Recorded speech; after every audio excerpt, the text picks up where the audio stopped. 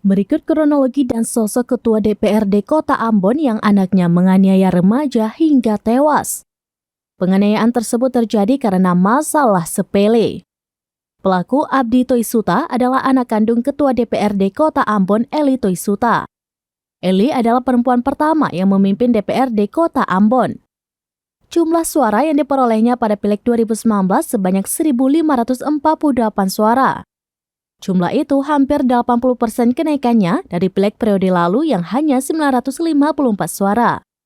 Penganiayaan ini sempat direkam dalam sebuah video berdurasi 1 menit 43 detik dan beredar di media sosial. Kapolda Maluku Irjen Lotalia Talif mengatakan korban tewas di depan asrama haji Talake, Kota Ambon pada Minggu 30 Juli 2023 sekitar pukul 21.30 waktu Indonesia bagian Timur. Korban yakni RRS, seorang pelajar umur 15 tahun, warga Ponegoro, Ambon.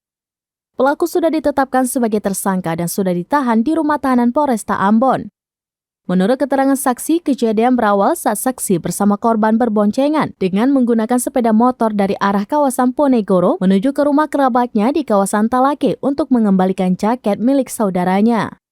Lanjutnya, saksi dan korban memasuki gapura lorong Masjid Talake. Saksi dan korban melewati pelaku yang mana hampir menyenggol pelaku yang sementara berjalan searah.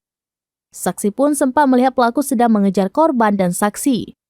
Setelah saksi dan korban tiba di depan rumah kerabatnya dan memarkirkan motornya, pelaku pun langsung menghampiri korban dan saksi. Di mana tanpa banyak bertanya, pelaku langsung memukul korban dari bagian kepala sebanyak 1 kali. Berselang beberapa menit, saudara korban keluar dari dalam rumah dan melihat korban telah tertunduk di atas setir motornya.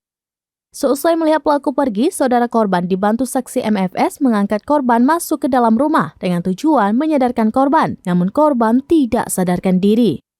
Setelah itu korban langsung dibawa ke rumah sakit RST guna mendapatkan perawatan medis.